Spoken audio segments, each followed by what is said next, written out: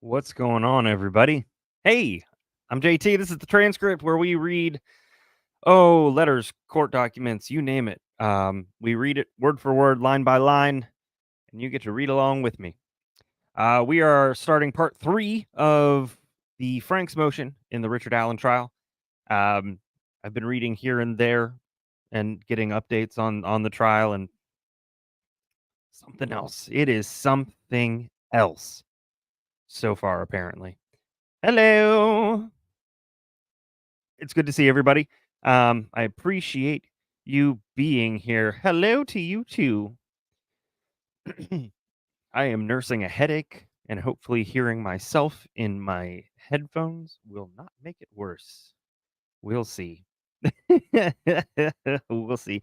I hope everybody is having a happy Halloween Eve. Hallows Eve.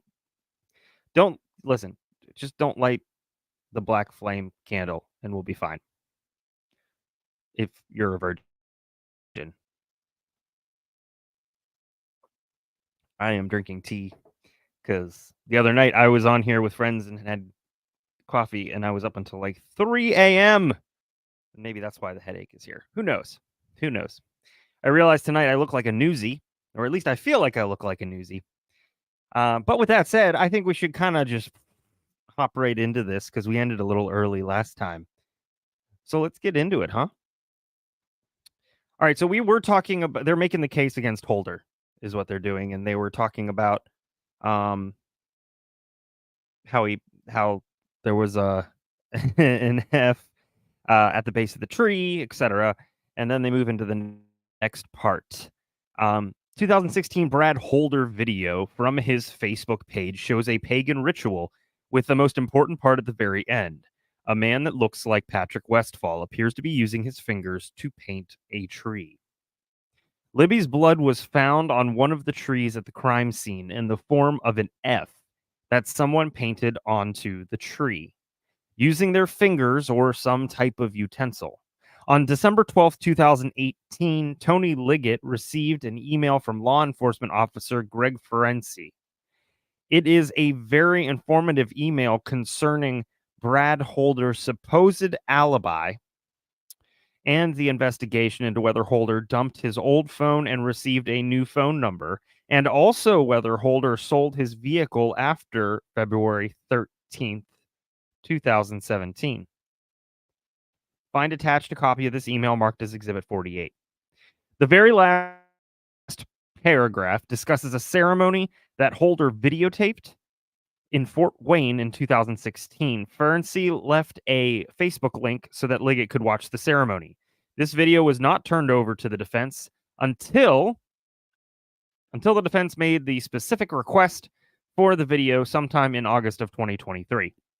This roughly 25-minute ceremony itself is odd. At the beginning of the video, Brad Holder is revealed as the person videotaping the ceremony. During the last few minutes of the video, when the presumed Odinites are dumping water at the base of the tree, you see a man that appears to be Patrick Westphal enter the scene. Once he is at the tree, you can see this person use his hand to, what looks like, mark the tree. Unfortunately, the viewer cannot see with what word, letter, or symbol, if any, this person, presumably Westphal, is marking the tree. The marking appears to occur at a similar height from the base of the tree as the marking of Libby's blood, was in the crime scene photos. That's there. Yep. Ferenczi sent a link of this video directly to Liggett. The video seems to show Westphal marking the tree in a similar manner in which the F tree was marked by Libby's blood at the crime scene. Even Ferenczi commented on Westphal marking the tree in the email. Yet, Liggett either intentionally or recklessly disregarded this evidence, potentially linking both Holder and Westphal to the scene. The F rune formed with sticks on the ground resembles the F rune found on the tree in Libby's blood. Attached to the memorandum is a photo provided to the defense in discovery from Brad Holder's Facebook page. The photo shows an F that Holder made from sticks from a tree. This image is marked as Exhibit 50. The defense took that image and placed it side by side with the F made from Libby's blood at the crime scene and marked that side-by-side photograph as Exhibit 51.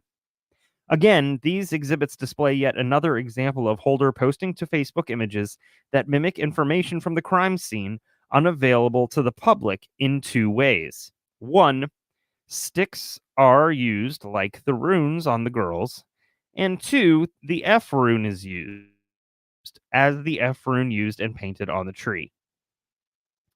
Meme that Brad Holder posted on February 17th, 2017, 3 days after the girls are found murdered, which discussed how real friends will help you move dead bodies, and then the friends will keep their mouths shut. This meme was deleted at some point in time, but still recovered by law enforcement. Exhibit 52 is a meme that investigators found that had been erased from Brad Holder's Facebook page. This image was obtained through discovery.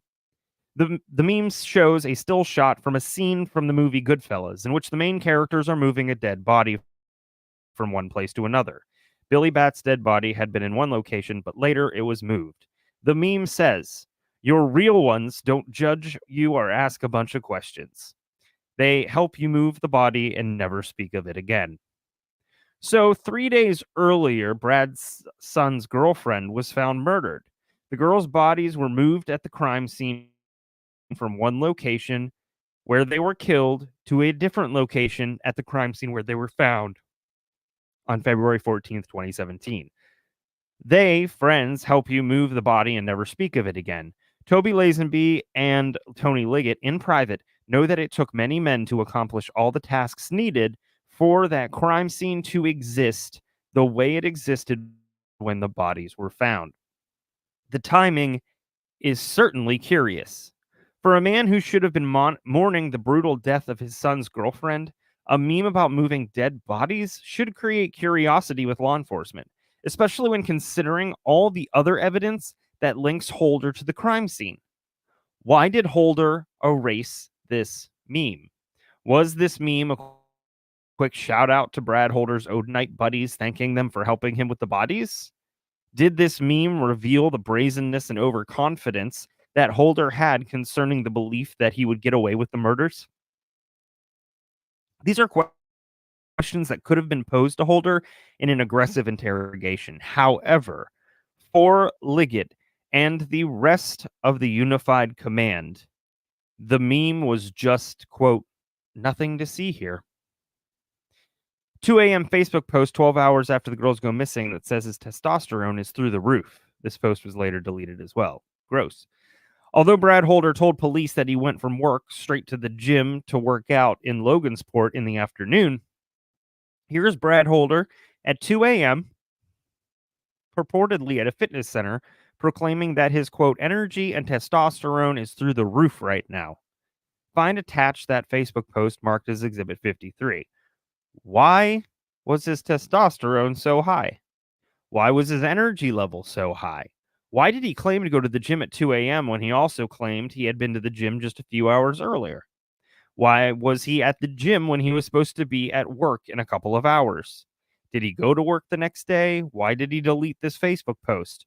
Why would he be saying these things when his son is purportedly upset about his girlfriend being missing as the girls had not yet been found?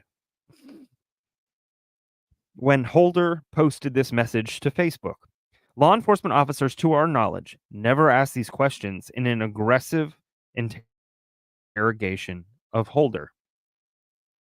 Perhaps they did at the recent September 4th, 2023 interview. We shall see. In Greg Ferenczi's December 12th, 2018 email to Tony Liggett, Ferenczi had a few questions about Holder's deleted email. This includes questioning whether Holder's alibi about being at the gym should be further considered. Holder's purported alibi is discussed in a later section. Brad Holder's Facebook page links him to Elvis Fields in Rushville, Indiana. Elvis has admitted to participating in the murders and now being part of a gang, even providing intimate details of the crime scene that only those participating in the murder would know. Elvis followed Brad Holder on Facebook and even recreated Brad Holder's Facebook pages, like a fanboy. It makes sense near the finish of this section, detailing some of the evidence that links Brad Holder to the murders, by supplying the court with certain Facebook posts by Brad Holder that were mimicked and even recreated by a man named Elvis Fields, which, if I didn't actually believe that to be a real person or hadn't actually seen a picture of him, I would not believe that was a real person.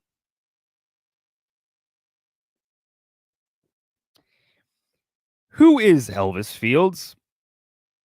This man that was mimicking Brad Holder's Facebook posts from 126 miles away? You'll soon learn that he is a man that has admitted to both of his sisters that he was involved in the murders. A man that told his sister that because of his involvement, he was now part of a gang and had a brother. A man who, after providing his DNA, asked police that if he could explain why his spit might be on one of the girls, would he still be in trouble? And then admitted to his sister that he did, in fact, spit on one of the girls.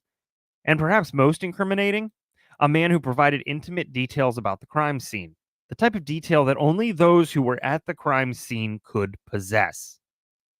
Upon closer inspection, you will learn that Brad Holder and Elvis Fields did in fact have a common connection, Johnny Messer, but that Elvis lied to police claiming that he, Elvis, did not know Johnny Messer. Evidence provided by law enforcement shows that Elvis Fields lived in Rushville, 125 plus miles away from Delphi.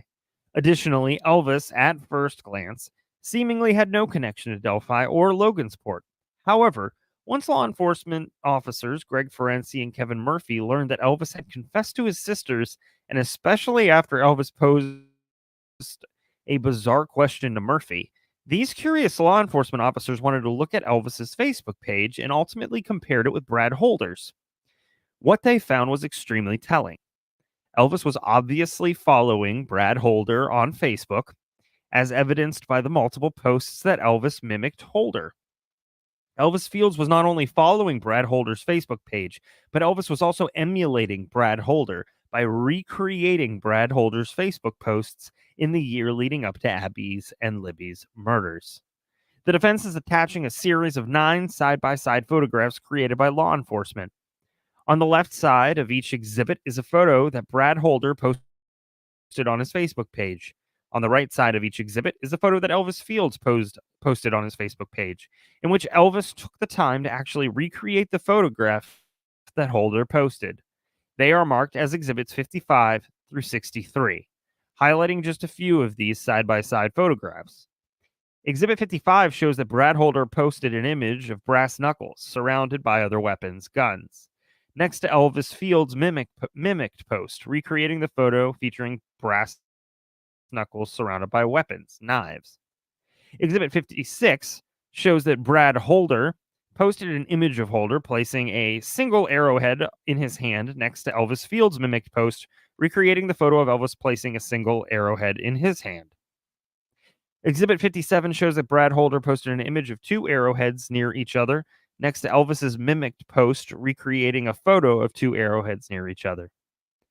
Exhibit 58 shows that Brad Holder posted a photograph of a single clear mason jar next to Elvis's mimicked posting of the same thing. This mimicking is certainly curious, especially when Brad Holder's son dated Abby Williams and when Elvis Fields, 125 plus miles away, confessed to both of his sisters on 2 different occasions that he was involved in the murders. This confession included telling one sister that Abby Williams was a troublemaker, and that is why he, Elvis, used sticks to form horns on Abby's head, and admitting to another sister that he was in big trouble and going away for a while because he was present when the girls were murdered, and then he spit on the girls. What are the odds that Brad Holder's son is dating Abby Williams? And 125 miles away, a fanboy of Brad Holder named Elvis Fields was mimicking Brad Holder's Facebook posts, and that fanboy admitted to being involved in the murders of the girls. For Liggett and Holman, apparently, this coincidence was nothing important. Moreover, Trooper Roland Purdy refused to concede that Elvis's mimicked and recreated Facebook posts proved any connection between Holder and Fields. Trooper Purdy explained that the mimicked and recreated photos between Brad Holder and Elvis Fields might just be a coincidence. I think that's what I'm so frustrated about. It's like, because they put it into a motion and it was rejected, none of it can come in. I don't know. Liggett failed to inform Judge Diener of the evidence supporting Brad Holder's involvement in the murders. Before moving on to the evidence that supports Elvis Fields' involvement in the murders, the defense finishes the Brad Holder section by 1, discussing Holder's purported alibi, 2, showing the evidentiary linkage between Holder and Elvis Fields that supports Holder luring Elvis to get involvement in the murders in order to join him, Holder, and Holder's gang. 3, the circumstances surrounding Unified Command dropping the ball by intentionally or recklessly clearing Holder as a witness within weeks of the murders. I don't understand. If they wanted a quick arrest and they had all this information, they really had enough to arrest Holder, but they ignored it. I don't know, because Allen was an easier mark. What? I don't get it. Holder's alibi was not I think, yes. That sounds right to me. Holder's alibi was not scrutinized, and evidence supports Holder recruited mentally infirm Elvis Fields. Well, that's a touch inappropriate, but okay. Mentally infirm Elvis Fields to assist in the abduction and murders, while Holder tried to stand behind a shady alibi. Whenever Holder's name was brought up as a suspect, one reason that kept popping up as to why Holder was cleared as a suspect was his purported alibi. An unclassified FBI report revealed that work or lack of work that law enforcement performed to check out Holder's alibi. That document's marked Exhibit 65. This report was prepared on April 13th, 2017. In this report, Pulaski Sheriff's Deputy Frederick Rogers, quote, followed up at Liberty Landfill in an attempt to verify the employment and work schedule of Bradley Holder. Susan Case from Human Resources stated that Holder's time card showed that he'd clocked in at 4:55 a.m. and clocked out at 2:45 p.m. Chase also said that she would be the only person that could manipulate the electronic time card. Chase further admitted that there was a security camera on site. Here's how Deputy Rogers memorialized that part of their conversation. Case advised Brad drives a junky red truck to work with a G on the front bumper. Case advised the security camera at the scales may have picked up his vehicle coming and going on that date. Case advised that Holder stays on property for his lunch break. The short report concludes with this. Case provides this officer a copy of the timesheet for this week, showing Brad indeed had clocked in and out on February 13th, and he was still at work on today's date. Here's what we don't know about Holder's alibi at work. I love how they're doing this. And I am indeed very, very sad that none of this can come in.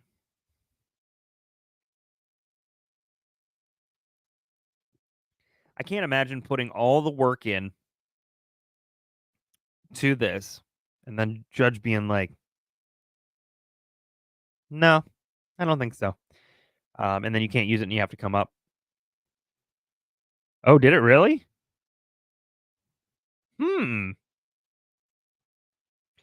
That's interesting. Oh, wait, hold on. The defense thinks the prosecution opened the door? How do they do that? Fascinating. Huh. Here's what we don't know. Did someone clock in for Holder? There is nothing that Chase said about the clocking in process that would prevent someone else from clocking in for Holder. Whether Holder was actually at work on February 13th, 2017. Oh, oh no. Oh, they done did it. They done did it, and she won't. She won't. She won't. Injustice is so easily perpetrated in front of the blind.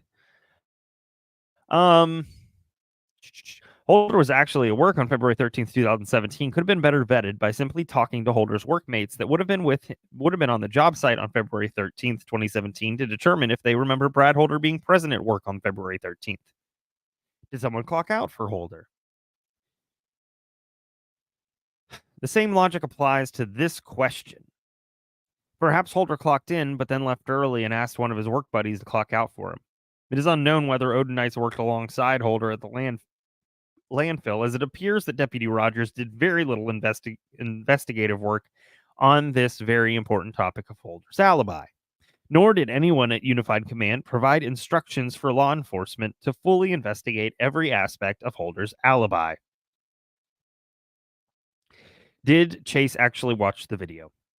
The report is so poorly written that it can't be determined whether Holder's distinctive vehicle could be seen on the video or whether Chase was merely claiming that, hey, if you want to watch a video from the camera placed near the scales, it may show Holder's truck coming and going. Did anyone in law enforcement watch the video alluded to by Chase? And if so, what did they see? It is quite maddening that the report refers to the possibility that a simple review of a video could determine whether Holder's junky red truck with a G on the front bumper was seen coming and going on February 13th. However, the fact is that this report does not inform anyone of whether law enforcement ever viewed this video. It would be presumed that if the deputy did watch the video, he would have memorialized it. 5. Even if Holder's truck was viewed on the video, was Holder the person driving the truck as it arrived at the worksite? Perhaps the video would be able to show an image of the person driving the truck to see if it was Holder. Even if Holder's truck was viewed on the video, was Holder the person driving the truck as it left the work site? In the event that Holder wanted to appear showing up for work, but then left early in someone else's vehicle, who picked Holder up at the site to get to Delphi in the early afternoon, it would be important to know who was driving that truck when it left the property. It is only 24.3 miles or 32 minutes from Buffalo, Indiana to Delphi, Indiana. Even if Brad Holder actually clocked out at 2:45 p.m., he could have been in Delphi before 3:15. If Holder left at noon and had a buddy of his clock him out a couple hours early to create the illusion that Holder was there all day, then Holder could have been on the trail by 1 p.m.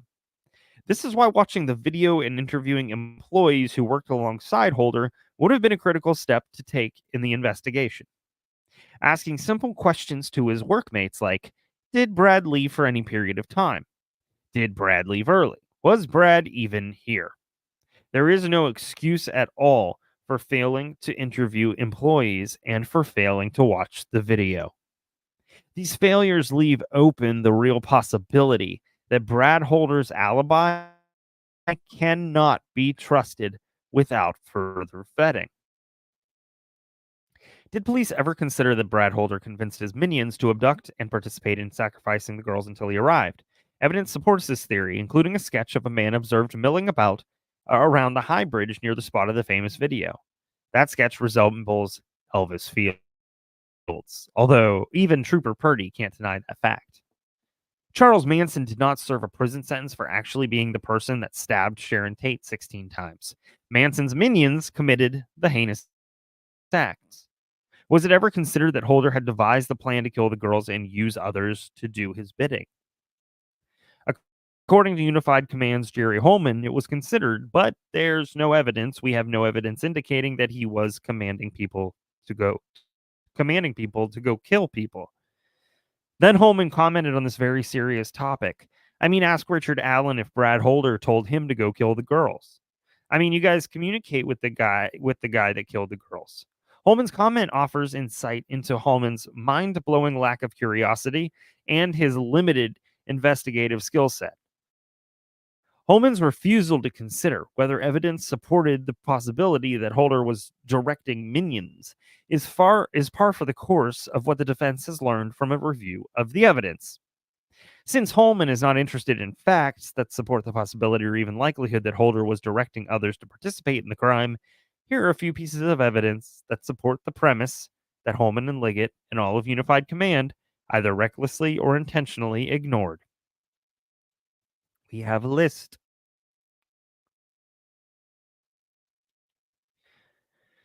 Brad Holder was from Logansport, Indiana, close to Delphi.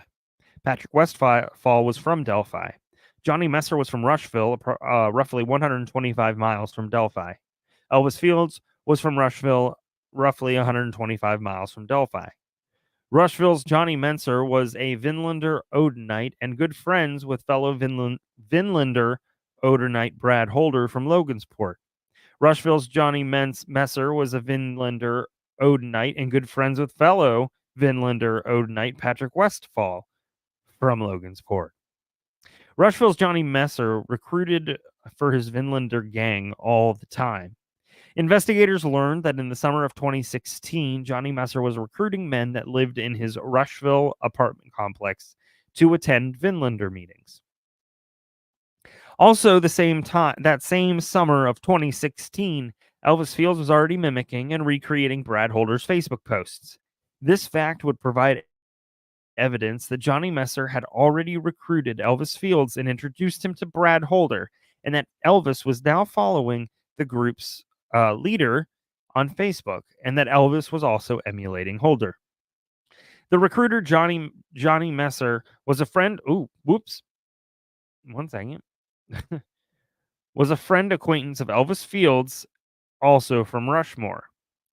The recruiter Johnny Messer therefore knew both Brad Holder and Elvis Fields. The recruiter Johnny Messer knew both Patrick Westfall and Elvis Fields. The recruiter Johnny Messer admitted in his October 23, 2018 videotaped interview that Rod Abrams, Ned Smith, and Elvis were all interested in joining the same club that he and Holder were involved in. But Messer, claimed that he did not think Vinlanders would be interested in them. Messer's comment appears as a self serving attempt to distance himself from being the person that connected Holder with Elvis, in light of the fact that Dougie, a man who was mentally infirm, had been, excuse me, had been affiliated with the club. Brad Holder and Patrick Westfall were known for taking advantage of mentally infirm men who wanted to join Holder's and Westfall's gang. When mentally infirm men wanted to join Brad Holder's and Patrick Westfall's gang, Holder and Westfall, would take advantage of these men, including having these mentally infirm men perform tasks. Um, Elvis Fields was a mentally infirm man.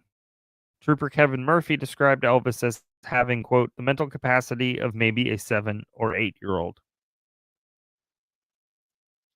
Um, Evidence provided by law enforcement shows that Elvis Fields, 125 plus miles away and with no connection to Delphi or Logansport, was following Brad Holder on Facebook. Evidence provided by law enforcement shows that Elvis Fields was not only following Brad Holder, but that Elvis was also emulating Brad Holder by taking the time to recreate his Facebook posts in the year leading up to Abby and Libby's murders. Elvis's Facebook mimicking of Holder's posts may show that Elvis Fields was enamored of Brad Holder and also wanted to be a part of Holder's gang. Holder was known to prey on lower functioning members of society and to take advantage of them. And Elvis was a lower functioning member of society. Was Holder grooming Elvis, hoping that down the road Elvis would do Holder's bidding? It's a lot of questions, huh?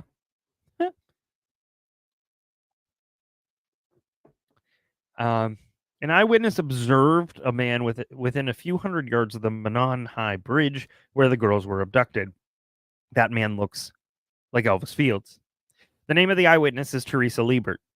Teresa Liebert lived on the same side of the Manon High Bridge, only 560 yards from the very place where the famous Down the Hill video was taken. A paved road, Country Road 625 West, ends almost in front of Teresa Liebert's home. However, the road turns into a private gravel road that continues towards the Manon High Bridge and services the home of Brad Weber. Around 8:30 a.m. on the morning of February 13th, 2013, Teresa Liebert observed a man on 625 West near her house standing near her mailboxes used by property owners nearby. Teresa Liebert has never observed the homeowners walk to their mailboxes because of the distance from their homes to the mailboxes. The homeowners drive their vehicles to drop off and pick up their mail. Teresa Liebert had never seen this man before. She was in the passenger side of a truck being driven by her husband, Dave Liebert. The man Teresa Liebert observed was standing very close to the passenger side of the Liebert truck as they passed him. Teresa Liebert, sitting still higher in the track, had a good view of this man's face as she passed him and noticed that the man appeared to be startled and concerned at being seen. Teresa Liebert, in fact, turned to her husband and asked something like, "What do you think he's doing?" After passing the man and driving approximately 500 more yards to their driveway after Liebert's exited the truck. Good grief. After exiting the truck, Teresa looked in the direction of where the man had been and noticed he was gone. Teresa did not see him on the road at all. Teresa believes the man had to immediately and intentionally hide after they passed him on the road, which would explain his sudden disappearance. The only reason, the only reasons, geez, singular. Can you tell I'm tired? I'm really trying to keep it together. The only reason anyone would be walking down that dead end road would be if they were lost or if they were going to see the Liebert family or the Weber family. Teresa also remembers that the man she observed was wearing a canvas jacket that was nondescript in color, but doesn't remember a hat. Later, Teresa Liebert was asked to provide a description of the man's face that she observed that morning. She did provide the description. Later, let's see, the sketch of the man that Teresa Liebert observed that morning closely resembles Elvis Fields. Oh, geez. Oh, God. Oh, man. Hold on.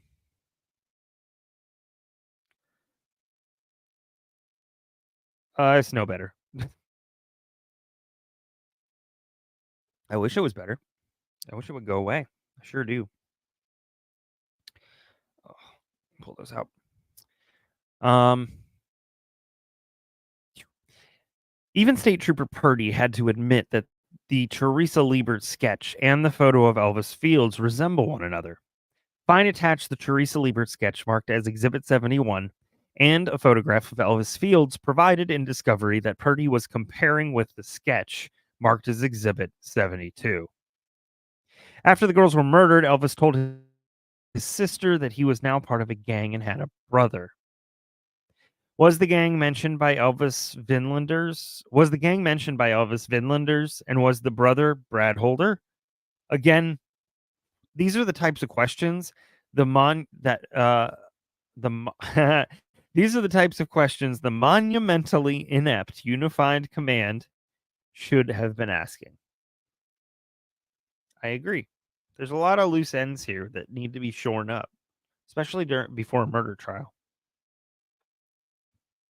Trooper Jerry Holman indicated in his deposition that there was no evidence that Brad Holder may have directed others to kill the girls. As stated earlier, uh, Holman even proclaimed that Holder was not even really a suspect. The defense disagrees. Sometimes it just takes a little digging, a little curiosity, and the ability to put pieces of a puzzle together. Too soon? Don't say that around Boone. And that's what I have to say about that.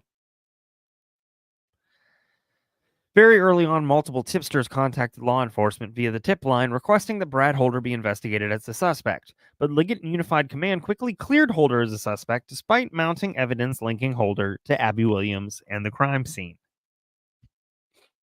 I don't.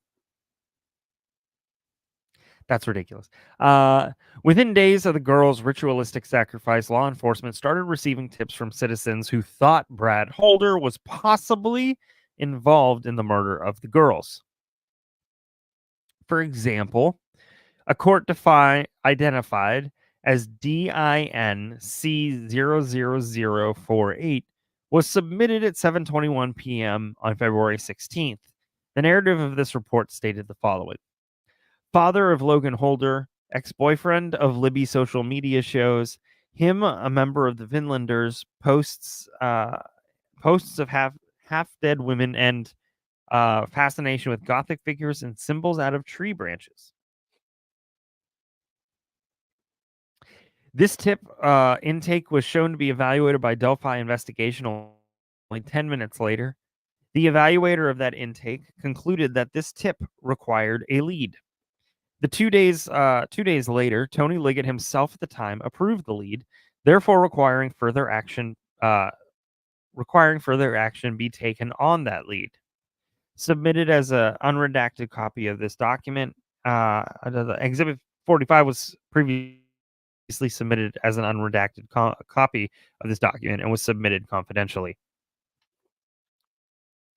However, only 13 days later, Liggett would change his mind as to the importance of Brad Holder as a suspect. On March 1st, 2017, at 4:27 p.m., a report identified as DIN C002503 was reviewed by Liggett. That number was a local police report that was almost a word for word regurgitation of an FBI report discussed below. At the end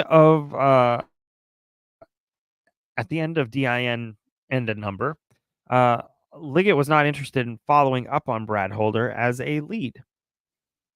On February 17th, 2017, the FBI interviewed Holder at the Delphi Police Department. The turnaround. What am I missing? I feel like I'm missing something. The The turnaround okay. The turnaround on interviewing Brad Holder was very quick, as only 3 days had passed since the girls were found murdered. Attached is Defense Exhibit 73, which the FBI report that memorialized that interview. According to the report, the below is an interview summary. It is not intended to be a verbatim account and does not memorialize all statements made during the interview. Communications by the parties in the interview room were electronically coordinated. Coordinated? Oh boy, y'all. It has been I don't my eyeballs are going cross-eyed. Uh Also in this document, Holder told Special Agent Robert Pohl and Hammond Police Sergeant Christopher Gooty, is that a Gooty? Um, the following.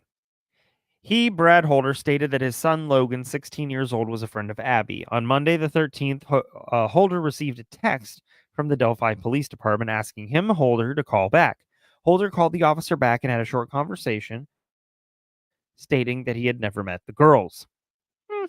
The state police asked if they could examine Logan Holder's phone, and while they while they were collecting the phone, they informed it's getting there. They informed Logan and Brad that the girls were deceased.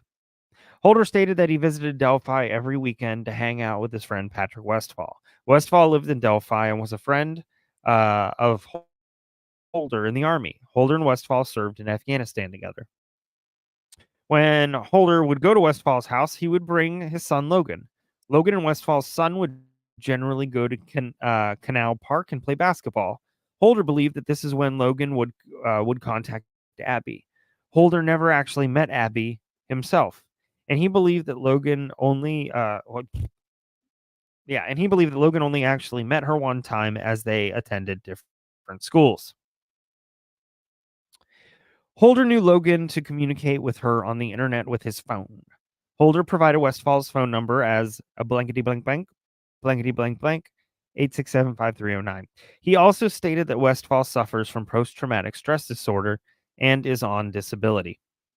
Holder continued to state that he and Westfall started a, quote, tribe of Asatru followers. Asatru was described as a warrior religion popular with members of the military. Holder, Westfall, and Westfall's girlfriend, Rachel Miller, host Asatru meetings every Sunday at Westfall's house. Holder said that there are only 5 to 6 regular members that attend. Holder was asked where he was on Monday. He stated that he was at work driving machinery at Waste Management in Buffalo, Indiana, until he clocked out sometime between 2 and 4 p.m. After work, he went to the gym, workout anytime in Logansport. All right. I'm on the struggle bus tonight, y'all. I'm so sorry. It's just not my night. Not my night tonight, y'all. I am my bad. Um Man, between the eyes crossing and the yawning and all that stuff, it's just that's embarrassing. That's not professional. Um Listen, thanks so much for tuning in. I'm so sorry that this was shorter than last time. Um but thank you for tuning in. Just to give you an idea on scheduling, tomorrow, Thursday, True Crime Wine Time is going to be live. Not only are we going to be live, but we're going to be doing an interview. And that interview, as soon as I bring it up, it's coming. Ah, um, that interview. Oh my goodness gracious! Here we go. That interview is with Scott Hoover, author of Beverly Hills Noir. I hope I said that right.